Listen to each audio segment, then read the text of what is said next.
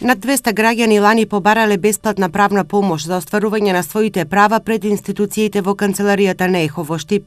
Најголем дел од барањата за бесплатно застапување се во делот на семејното насилство, имотно-правните односи, но и заштитата на децата.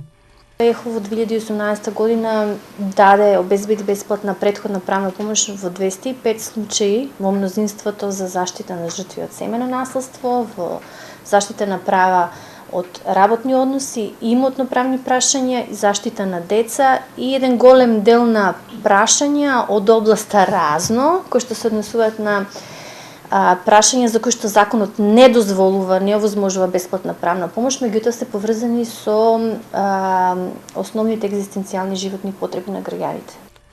Законот по кој сега се постапува е рестриктивен и целосно нефункционален. Во новиот закон кој е во подготовка за бесплатна правна помош треба да се надминат ограничувањата со што би се зголемил опфатот на граѓаните кои ќе имаат право на бесплатно застапување.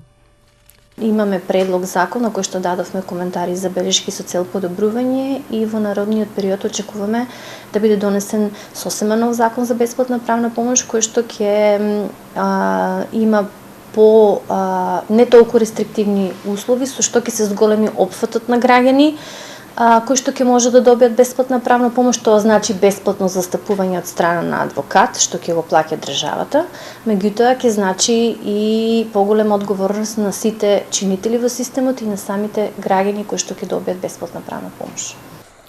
Граѓаните се почесто бараат бесплатна правна помош, совети и информации за некои проблеми застапување од страна на бесплатен адвокат. Не само оние кои што се во социјален ризик, туку и граѓани кои не може да ги платат судските такси и трошоците за адвокати.